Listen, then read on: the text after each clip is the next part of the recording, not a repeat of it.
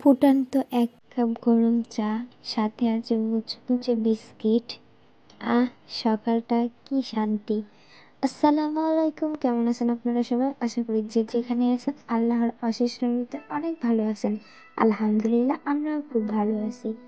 তো এটা আমার নতুন আরও একটি ব্লগ ভিডিওতে আপনাদের জানাচ্ছি স্বাগত। যদি আমার ভিডিওটা ভালো লাগে অবশ্যই লাইক কমেন্ট, আমার চ্যানেলটি সাবস্ক্রাইব করে পাশে থাকবেন। আর যারা সাবস্ক্রাইব করছেন তাদেরকে অসংখ্য অসংখ্য ধন্যবাদ। আর যারা এখনও সাবস্ক্রাইব করেন, প্লিজ আমার চ্যানেলটা সাবস্ক্রাইব করে আমার পাশে থাকবেন। তো চলো কথা না বাড়িয়ে শুরু করে দিই আজকে ভিডিওটি।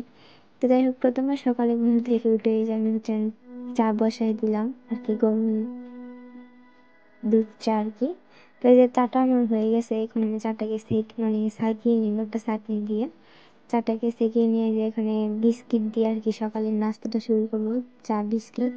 তো আমি মনে করি না যে চা খায় না বা পছন্দ করে না, খুব কমই মানুষ আছে। যদি আমরা ছোটো পিচ্চি কাচ্চিরা পছন্দ করে তাহলে আপনারা কেন পছন্দ করবেন না বলেন? তো যাই হোক, এই তো চা আমার রেডি হয়ে গেছে। এই তো আমার সকালের নাস্তা ছিল এটাই। এই তো এক কাপ চা, আর এখানে ছিল বিস্কিট। তো যাই হোক, এতগুলো বিস্কিট কিন্তু আমি একা একই খাবো না, আমার বাচ্চা কাচ্চারা খাবে। তো যাই হোক, আমি 2টা থেকে 3টে খাবো, তার বেশি না। আমার বাচ্চা কাচ্চারাই খাবে, নিমিশেই শেষ হয়ে যাবে আলহামদুলিল্লাহ। আমার পিচ্চি কাচ্চিরাও কিন্তু অনেক চা পছন্দ করে, সেটা কম বেশি আপনারা হয়তো বা জানেন। তো যাই হোক, তারপরে কথা না বলে কাজ শুরু করে দিই। তো এই যে চাটা খাইলাম, খাওয়ার টুকিটাকি যে কাজগুলো ছিল সেগুলো করে নিলাম। করে নেওয়ার পরে দিলাম চুলায় একটা কয়লা বসিয়ে দিলাম। দেওয়ার পরে আজকে শুধু ডিম রান্না করবো, আলু দিয়ে টমেটো দিয়ে। তাই একটু কয়লা, এই তো ডিমটাকে আমি হচ্ছে কয়লা দিয়ে ভেজে নিলাম আর কি। হালকা একটু লবণ দিলাম আর হালকা কিছুটা হচ্ছে হলুদের গুঁড়ো দিব। তো দিয়ে আমি ডিমটাকে খুব ভালো করে ভেজে নিব আর কি, একটু লাল লাল ফ্রাই করে ভেজে নিব।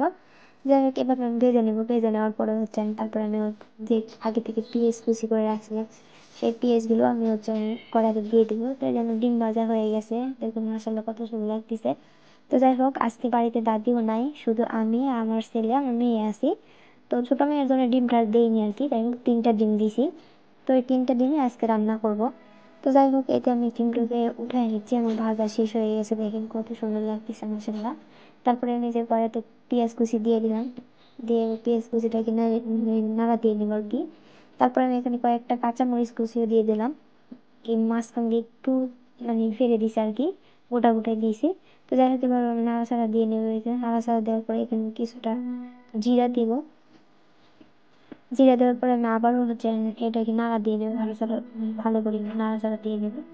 তো নাড়াচাড়া দেওয়ার পরে আমি তারপরে এখানে যে সবজিগুলো আর কি রাখছি ধুয়ে সেগুলোকে দিয়ে দেবো। তো যাই হোক, এটা একটু লাল করে ভেজে নেবো, আরও একটু ভেজে ভাজা ভাজা করে নেবো আর কি, ব্রাউন কালার করে নেবো। তারপরে আমি সবজিগুলো দিয়ে দেবো। সবজিগুলো দিয়ে আবার এপাশ ওপাশ নাড়াচাড়া দিয়ে নেবো আর কি সবজিগুলোকে। তারপরে যা ময় মশলা যা যা দেওয়ার বাকি ছিল সব কিছুকে দিয়ে দেবো। দেওয়ার পরে আমি হচ্ছে একটু কষিয়ে নেব। কষিয়ে নেওয়ার পরে পরিমাণ মতো পানি দেবো। পানি দিয়ে আমি হচ্ছে এটাকে আবারও কষানোর জন্য দিয়ে দেবো আর কি। তো যাই হোক, আপনারা কে কোথা থেকে আমার ভিডিওটি দেখতেছেন অবশ্যই কমেন্টে জানাবেন। আর যদি আমার ভিডিওটা ভালো লাগে তাহলে অবশ্যই কমেন্ট করবেন এবং একটা লাইক করবেন। যাই হোক, লাইক কমেন্ট আপনাদের কাছ থেকে চেয়ে নিচ্ছি, অন্য কিছু চাচ্ছি না। যাই হোক, ভালোবেসে ছোটো বোন মনে করেন আর বড় বোন মনে করেন, আর যাই মনে করেন, মনে করে একটা লাইক একটা কমেন্ট, আর আমার চ্যানেলটা অবশ্যই ভালো লাগলে সাবস্ক্রাইব করবেন। তো যাই হোক, এই যে এখানে আমি দিয়ে দিলাম টমেটো আর আলু, এগুলিকে হালকা করে ভেজে নিচ্ছি। যদিও বা আজকের তরকারিতে তেলটা একটু বেশিই পড়ে গেছে, কিছু করার নেই, এখন তো উঠাতেও পারবো না। যাই হোক, তেল কিন্তু বেশি খাওয়া শরীরের জন্য ভালো না, তো পড়ে গেছে, আর কিছু করার নাই। তারপরে আমি এখানে সব কিছু ময় মশলা দিয়ে দিলাম, আদা রসুন বাটা, লবণের গুঁড়া, হলুদের গুঁড়া, ঝালের গুঁড়া আর ধনিয়া গুঁড়া। দেওয়ার পরে আমি যে এপাশ ওপাশ করে নাড়া দিয়ে দিচ্ছি সুন্দর করে। নাড়া দেওয়ার পরে এখানে আমি পরিমাণ মতো পানি দিয়ে দেবো। পানি দেওয়ার পরে আমি এটাকে আবার কষিয়ে নিব, খুব ভালোভাবে কষিয়ে নিব। কষিয়ে নেওয়ার পরে আমি হচ্ছে আবারও হালকা একটু নেড়ে চেড়ে দিব। নেড়ে চেড়ে দেওয়ার পরে আমি পরিমাণ মতো ঝোল দিব। দিয়ে আমার আগে থেকে যে ভেজে রাখা ডিম ছিল সেগুলোকে দিয়ে দিব। দিয়ে কিছু বলক নেওয়ার পরে কিন্তু আমার তরকারিটা ইনশাল্লাহ হয়ে যাবে। তো যাই হোক, কালারটা দেখেন কত সুন্দর লাগতেছে মাশাআল্লাহ। বলছিলাম তেলটা বেশি পড়ে গেছে, এই জন্য দেখে উপরে দেখা যাচ্ছে। তো যাই হোক, আর কোনো কিছু করার নেই। তো এই যে আমার পছন্দ হয়ে গেছে, আমি এবার ঢাকনাটাকে সরিয়ে নিলাম। এখানে একটু হালকা করে লাড়া দিব আর কি। তো এই যে আমি এপাশ ওপাশ আবারও নেড়ে ছেড়ে দিচ্ছি। যাতে লেগে না যায়।